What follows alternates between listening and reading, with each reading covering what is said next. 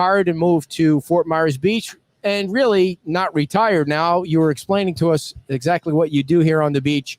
It's many more things that I think you might have expected to do, or maybe that your wife expected you to do. Probably so, Ed. I retired in 2011. We started coming down here as snowbirds, like lots of people do. We ended up moving here in 2015.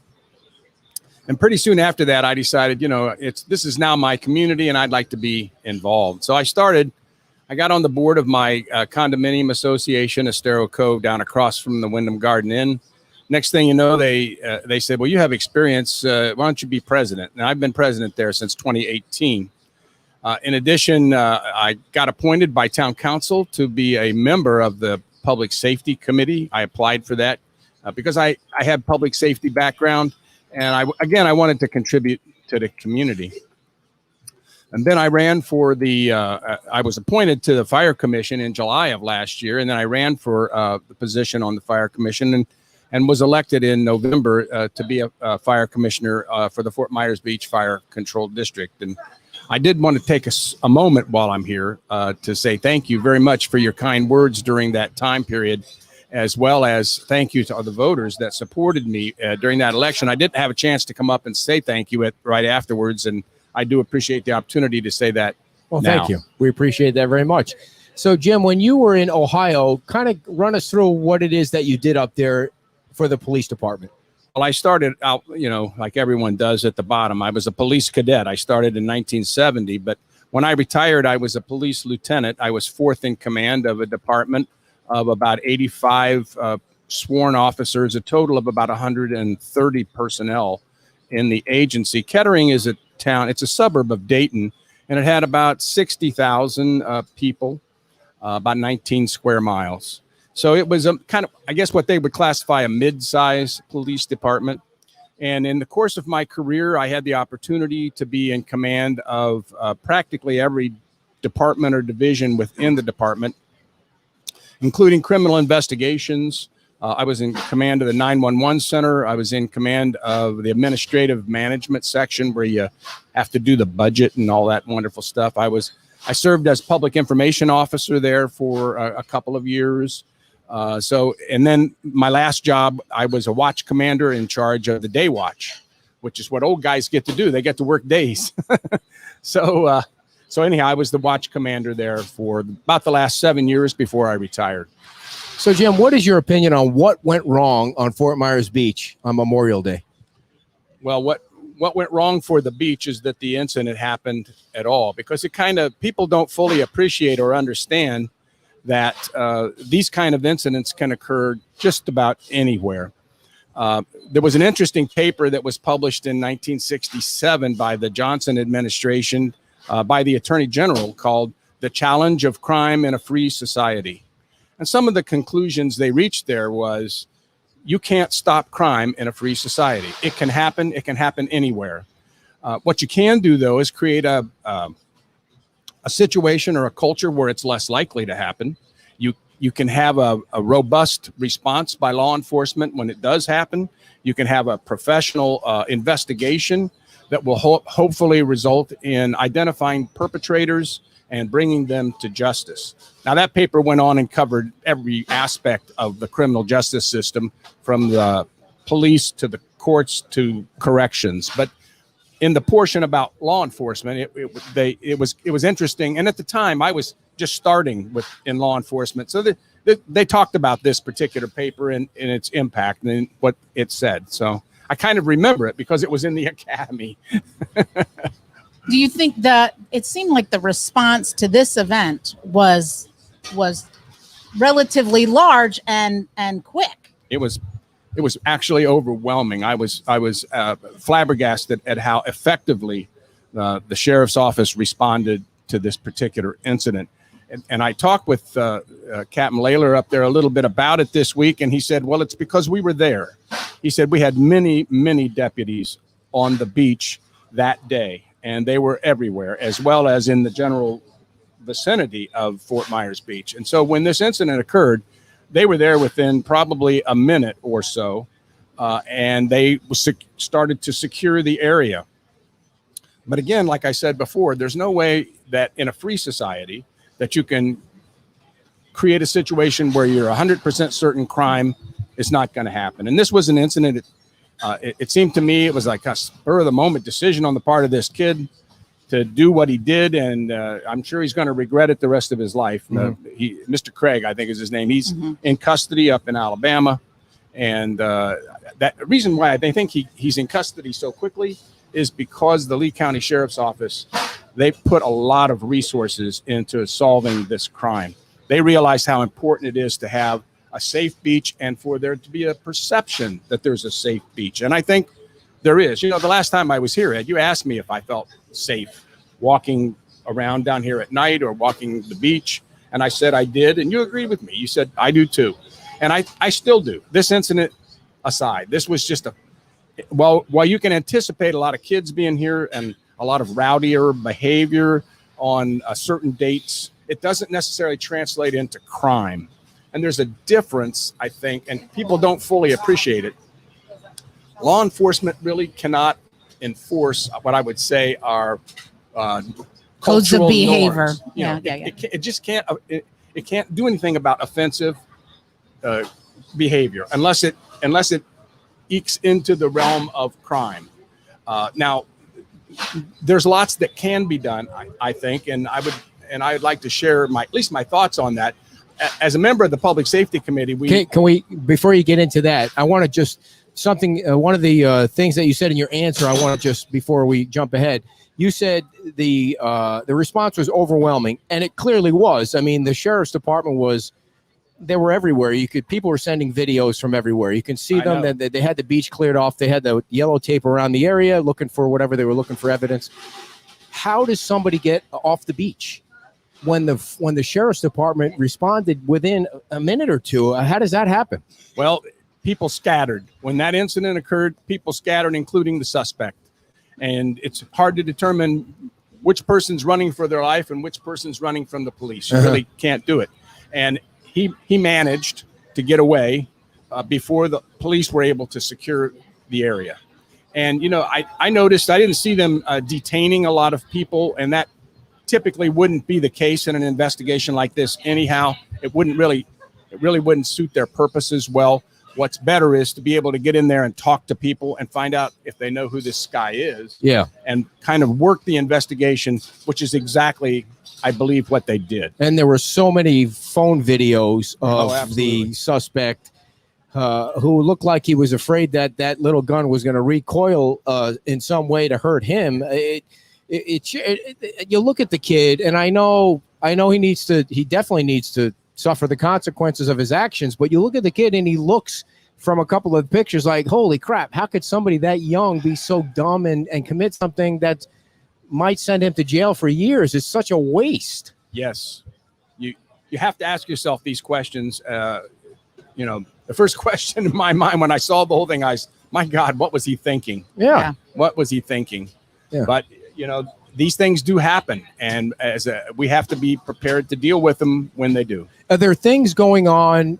The reputation, I know Fort Myers Beach, the folks that run the beach want to try and clean up the reputation of some of the things that go on. The spring break activities get a little bit out of hand. The other video that we all saw with the kids acting the way they were acting like it was spring break, and the boxing matches and the girls that to me look like they're being sexually abused on Memorial Day. That's not a reputation that Fort Myers Beach wants. How do you start to change things along the beach so that when Margaritaville comes in and you're slowly trying to weed those things out, is it even possible? Again, it's not possible to control everything, but I think it's possible to make an impact. And I think what could happen is law enforcement and the municipal government could work closely with the business associations here to try and get some kind of a play page. So we're working off of the same play page and have good communication on these dates, so that if an incident, you get a crowd of kids and they're all having a great time, but they're getting a little loud and disorderly, an owner of a business who can see that happening could notify the sheriff's office. You know, I got a pretty good crowd of kids down here that are getting kind of rowdy. Maybe a couple officers walk by. And but right now I don't think that kind of communication is happening on a regular basis, and it's like, well, who's to say what's rowdy and what's not? So I think if the businesses and the sheriff's office and the town representatives could get together and talk about this and kind of create some sort of standards of conduct. This is not criminal conduct. This is just behavior. Mm-hmm. Mm-hmm. And when does it cross over into becoming criminal conduct? Well, obviously, if it gets into a fight or it gets so disorderly that the officer feels like it's creating a threat to others, or if the owner of the property, and the owners have some influence over the beach area directly behind their businesses. If the owner of the property says that behavior is unacceptable and I don't want that to happen on my property, make it stop. Then the deputies can go down and say the owner has asked you to cease and desist, and if you don't, he's going to trespass you off of his property. Right, because the property, they own the property to the high tide line. Yes. And so now they're not all allowed to sell out. That's not 100%, but it's Right. Yeah. It's generally accepted. And they're not allowed to sell alcohol. Some are, but they're not allowed to sell. Most of them are not allowed to sell alcohol out on the beach. And the rule is you're not allowed to bring alcohol on the beach. So that gets me to my question, or whatever, is what about, a preemptive kind of approach where there's more patrols on the beach? Because I have been to many beaches on this coast where there are police of some sort or authorities of some sort riding on four-wheelers or walking, making sure that you're cool, you don't have open container. Right. I think these are issues that can be worked out with the LCSO and the town. On this particular day, they did have deputies on the beach. Some were walking, some were riding the ATV vehicle back and forth. But you got to realize they're patrolling from up beyond Times Square here, all the way down past where this incident occurred, and so they can't be everywhere all at once. What makes a place work is cooperation, so that if it's like if you see something, say something. I'm sure you've heard that. Well, I think that's what we have to do is foster that kind of attitude with the business community out here. And it's in their best interest to kind of keep an eye on what's going on behind their businesses, and then get on the phone, or who knows, if they worked out a deal, they could have radios that would communicate, work with the townspeople. We have beach patrol, and work with those folks as well as LCSO to provide some kind of a presence on the beach where people would think, if I get too rowdy, I'm probably going to get in trouble. And they don't know what kind of trouble, but they figure they're going to get in trouble, so they kind of keep it under control. Some kids are not going to keep it under control. They've been drinking, they're not thinking, right. And that's when the sheriff's office is going to have to eventually deal with them, or something like this crazy incident will happen. They also there's the horseback they could be on, right? I believe Lee County. Do they have horses? I don't know the answer. They have just about everything else.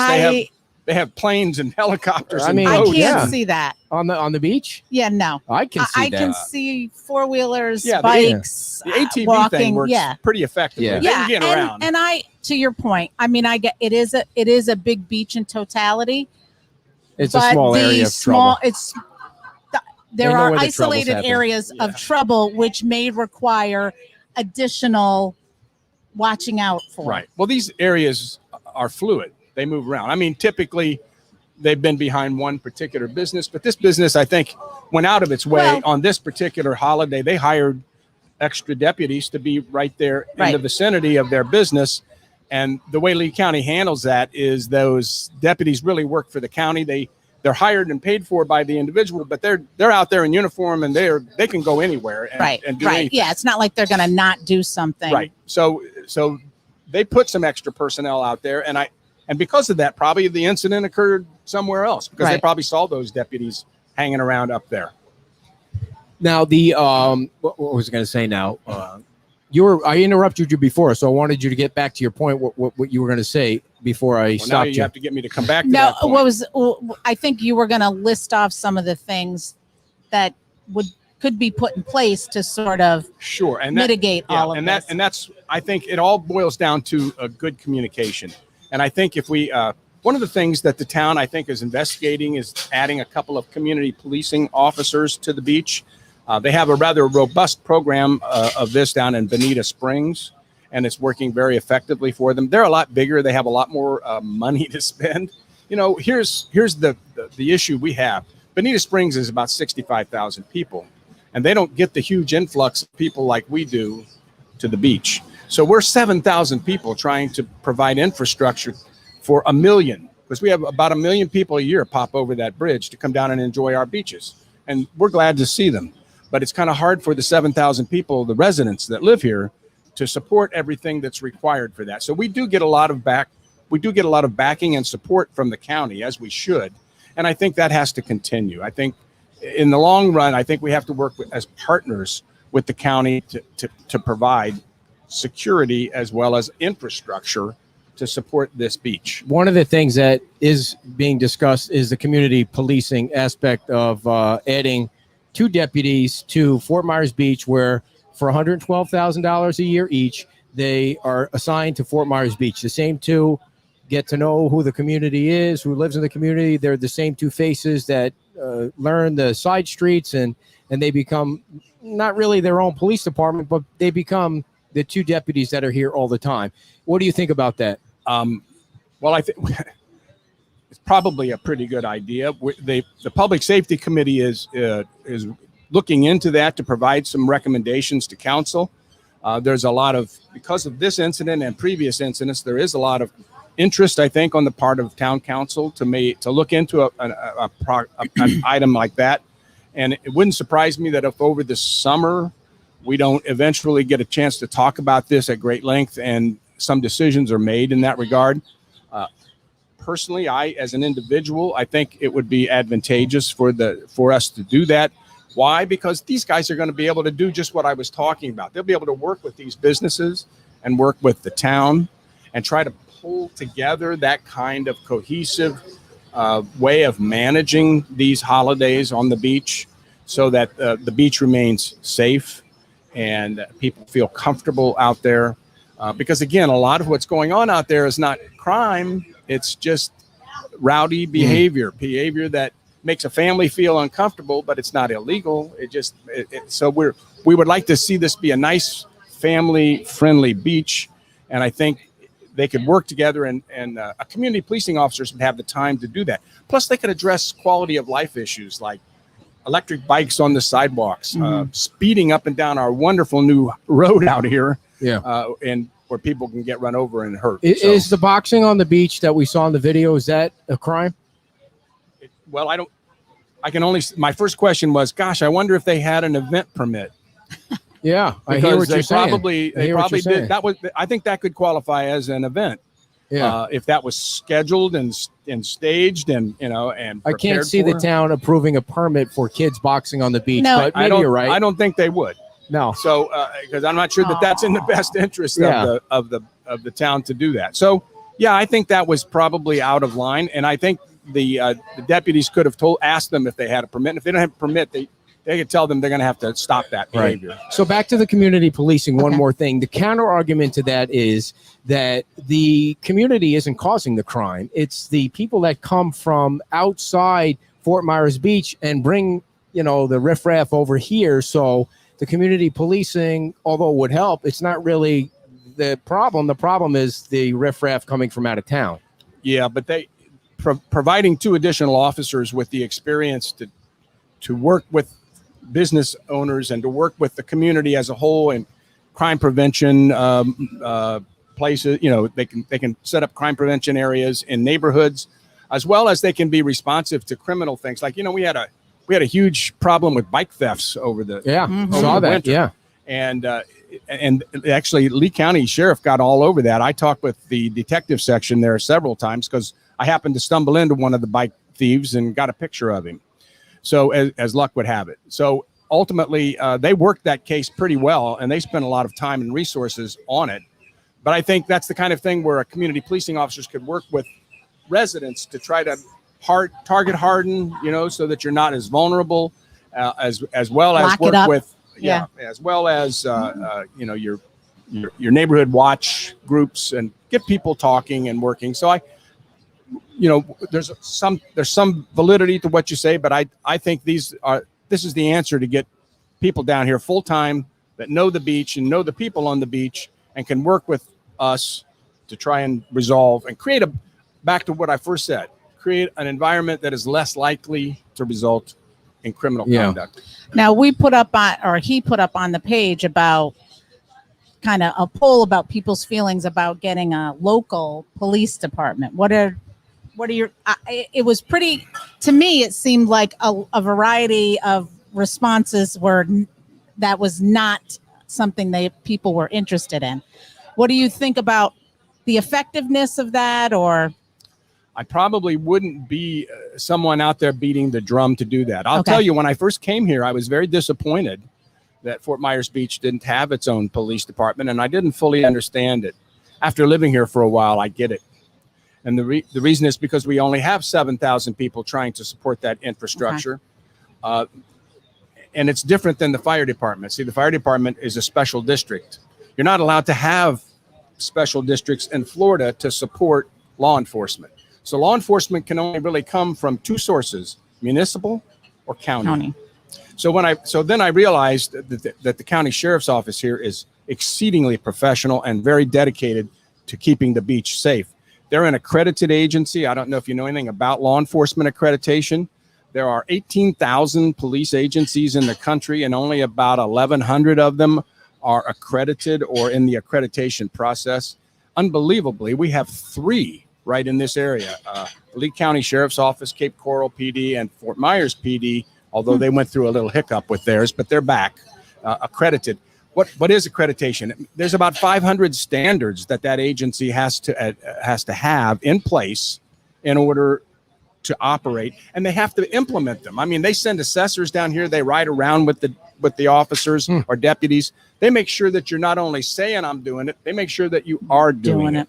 So what's the impact of that? You end up with a very professional and well-managed police agency. Well, you're not going to keep your accreditation. You didn't mention Sanibel. Are they not accredited? I don't know the answer. Oh, I didn't check that. They might well be. Right. I didn't check that. I just checked it. I just checked with the 3 right here that we deal with. So the other thing that wasn't mentioned as we were throwing around ideas was something that kind of comes up once in a while. We had this community center over here before the Margaritaville fences, which I don't know if you've driven down, folks, that fences are going up.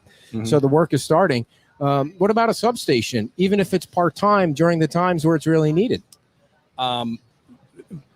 That's really a decision for the sheriff's office to make, whether they want to invest in that and what cooperation they might get. I think we would like to see it. I think, as a citizen, where you drive down the street and there's a building and it says Lee County Sheriff's Office, and people would think, well, hey, they're here. It's really just, you might as well put up a billboard sign. I mean, right now he had the building over here, and that served that exact purpose. And so I get it. I mean, I understand the value of that, and it's also helpful for the deputies to have a place to go that they can feel safe and secure to take a break, write their reports, and what they have things they have to do to get it. When they have to get out of the car. So just so everybody knows, we did do a Freedom of Information request and realized that or found out that there were extra deputies that the town requested. And I think they got like 3 or 4 on the Monday, especially on the Monday, where they were staggered, so their shifts were 8 hours and they were kind of staggered along the way. And that was in addition to Sheriff Marcino's deputies that were here. He didn't say exactly how many, and you never really know how many, and you probably should know how many because not all of them have uniforms on. Right. But you also know how close they were if they weren't here because they were here quickly. So when I spoke to them about that this week, for operational reasons, they don't like to give out the exact number of people because, again, a bad guy could come down here and count them out and say, aha, I've got them all identified. Now I can go over here and do something. But they would prefer not really telling you exact numbers, and I get that. That's an operational issue, and I applaud them for protecting that, really. So in a few weeks is going to be the 4th of July. What do you think we'll see? I think you'll have a high visibility of officers on the beach because I don't think they would they don't want a repeat of this. No. And I think you're going to, again, they're going to be doing everything they can to create that situation where it's not likely that crime is going to occur on the beach. That's all you can do, and hope that people behave when they get down here.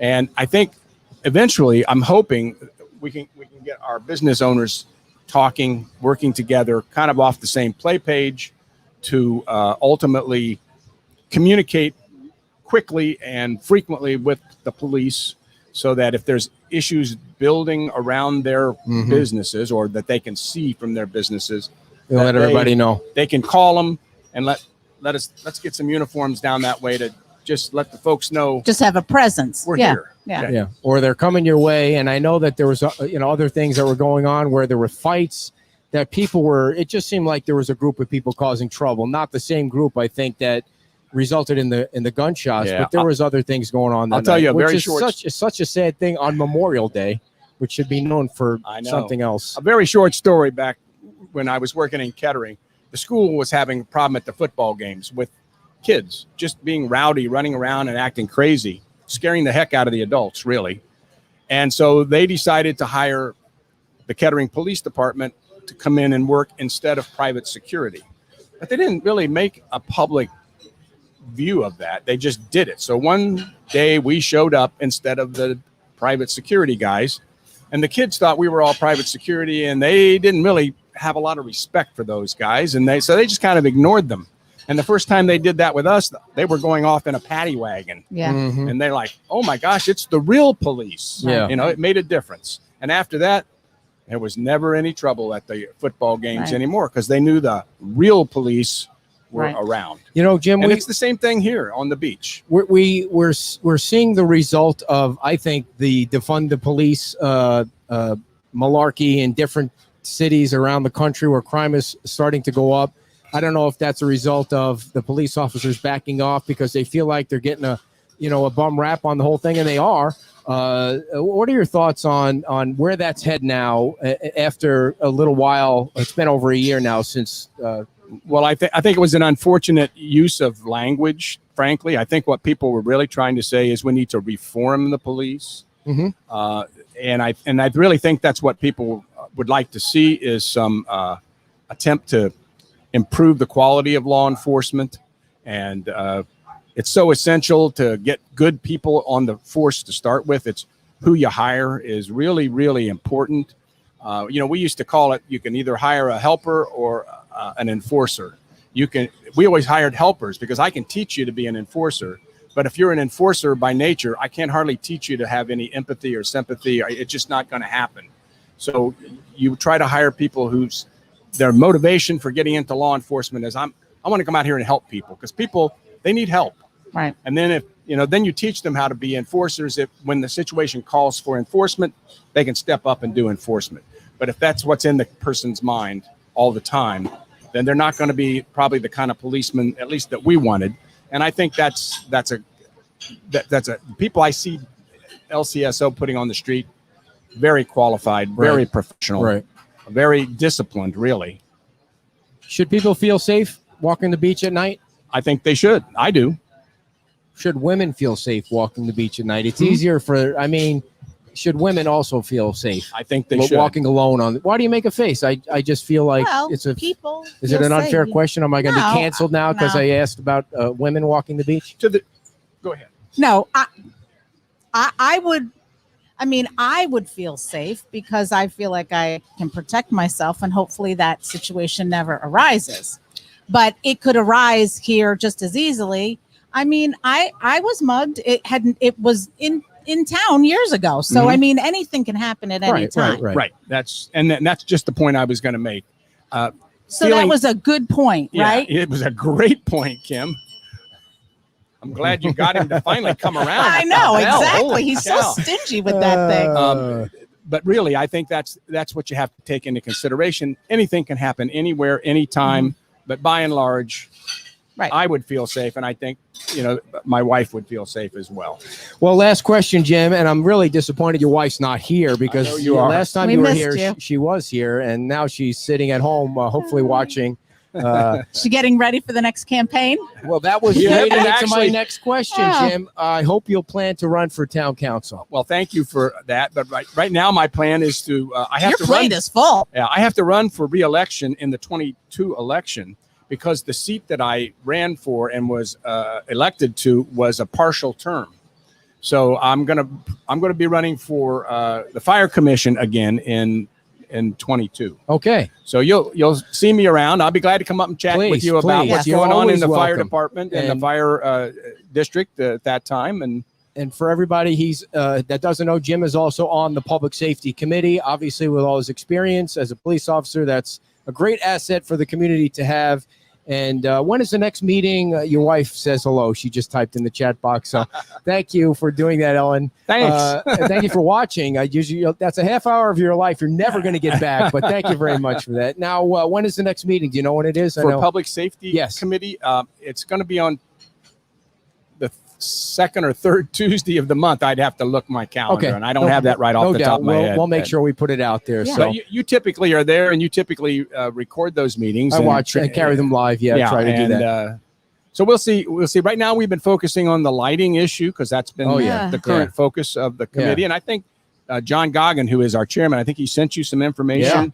The committee itself has kind of reached a conclusion on that particular subject. We've kind of told the lighting a consultant, this is how we feel about it, and these are the issues that we think are important as a committee. And but on some of these other issues, it's still up in the air.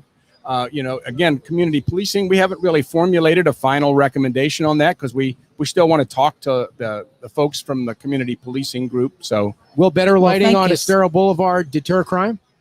I think it can certainly have an impact. It'll certainly improve the quality of people's feeling safe. Yeah. And I think it will certainly improve the safety of driving and biking and walking along the street. And it seems like I know we're running over. It seems like we're in a battle between amber and white lights. Some of the information I have seen is that they have amber lights that are almost as bright as the white lights. And some of you're going to see what the committee was saying is people are people and people are important and they should be important year round. In other words, people are not less important because it happens to be turtle season. Right. So whatever we do, we have to make sure that we have a solution that is safe, that it creates a safe condition for the public Year round. year round. Would you agree that there's no chance that any other light other than amber will ever be put up on Estero Boulevard? There's no chance. I'm not going to say that because I don't know the answer yet. I Okay. know what we're recommending, and we're not recommending either or. We're just recommending consistent lighting, bright enough to provide for the safety and security of the people using the streets and the sidewalks and the crosswalks on Estero Boulevard. And it's really going to be up to council. They're the ones that have to balance this between the Florida Wildlife Commission's so many standards agencies. Yeah. and the Florida Department of Transportation's And then the standards. county, and then the city, and then the turtle time, and all right. that gets Well, those are just outside influences, that are going to influence council's decision. But I think I'm kind of glad I'm not in a position to have to make that call. Really, it's a tough someday call. you Yeah. will, hopefully, Jim. Someday. Well, thanks, Ed. How about a big hand from the Thank home you. studio audience for Jim Thank you. Nichols? Thank you, Jim. We appreciate you coming on, and you're welcome back anytime. Jim Okay. is on the Thanks. Public Safety Committee, and before we get to our next guest, I want to tell you real quick about our favorite bug repellent. It's an insect repellent. It's not a bug repellent because we love the big bugs. What we don't want is the little bugs. We don't want the little gnats and the things that get in your armpits or up your nose or anything like that. It's don'titchit.com. What you need to do right now is get online to don'titchit.com or islandoilsllc.com and place an order, because while you placing an order, that means that